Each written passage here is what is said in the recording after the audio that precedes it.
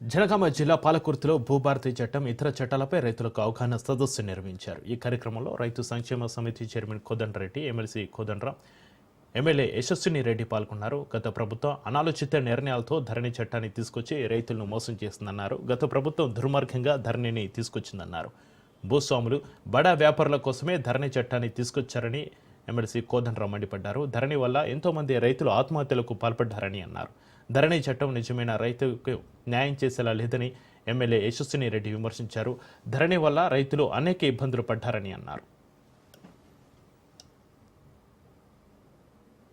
ప్రభుత్వం చాలా గొప్పగా చెప్పుకుంటది ధరణి గురించి. మరి ధరణి గురించి మీరు అంటారు కదా, అంటే అబద్ధాన్ని కూడా నిజం చేయడానికి ఒక ఐపాడ్ అనుకొని తిరుగుతారు. ఆ అబద్ధాలు అన్ని కూడా బల్ల బుద్ధి మరి నిజం అనే రీతిగా చెప్తా ఉంటారు. ఇప్పుడు మేము కూడా అడుగుతున్నాము, ఏ గ్రామం కన్నా పోయి నిల్చోండి, ఈ గ్రామంలో బీఆర్ఎస్ నాయకులు పోయి నిల్చోండి. ధరణి వల్ల ఇబ్బంది లేని వ్యక్తులు ఉన్నారా, ఇబ్బంది ఉన్న వాళ్ళు ఉన్నారా అని అడగండి.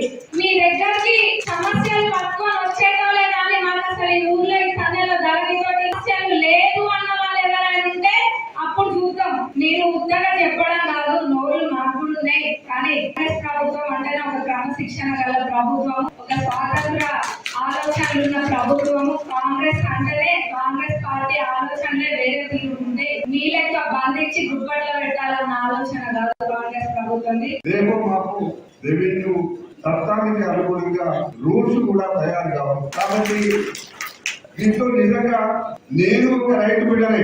నేను నా జీవితంలో నిజాము కాలంలో కూడా ఈ విధమైన దౌర్భాగ్యమైన హక్కును ఏనాడు కూడా భరించలేదు.